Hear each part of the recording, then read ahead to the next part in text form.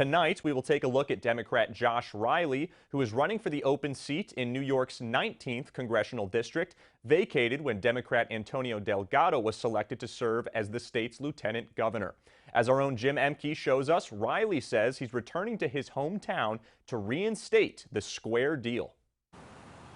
Josh Riley is a graduate of Union Endicott High School. His family worked in the Endicott Johnson shoe factories and for IBM.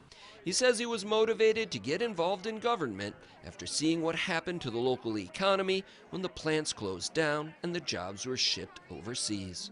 Across upstate New York has been sold out and overlooked by corrupt career politicians for way too long. I think our political system and our economic systems are rigged against working folks in upstate New York. Riley's first government position was with former Congressman Maurice Hinchey. He would later move to Washington and use his law degree to work in the U.S. Senate and in private practice on issues such as civil rights, women's rights, and protecting small businesses.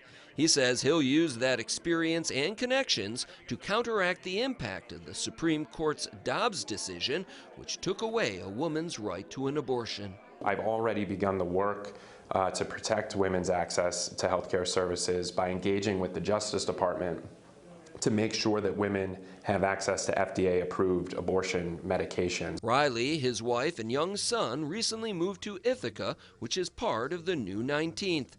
Riley says he would be proud to represent his hometown at a time when plans to build a battery storage research and manufacturing hub in Endicott show enormous promise.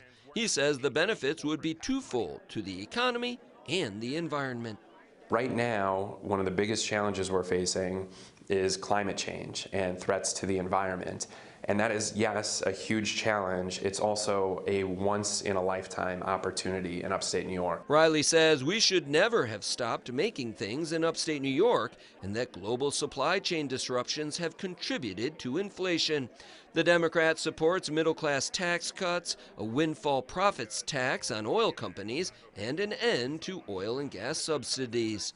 Riley decries lies he says the Republicans are saying about his stance on crime. He says his work in Washington supported grants for local law enforcement and that he would never vote to defund the police. This is personal for me. Unlike my opponent, I actually come from a law enforcement family. So my mom served as a probation officer in Tioga County for nearly 20 years, and I'm not going to defund my mom. Riley says he has deep local roots with national experience, and he won't be compromised by powerful special interests because he's refusing to accept campaign donations from corporate political action committees. 70% of the contributions to our campaign are $25 or less. This is a campaign by working folks, for working folks, and when I get to Congress, I'm going to fight like hell for the community that raised me and for nobody else. Riley says his goal is to bring people together and restore faith in our democracy. Jim Emke, News Channel 34.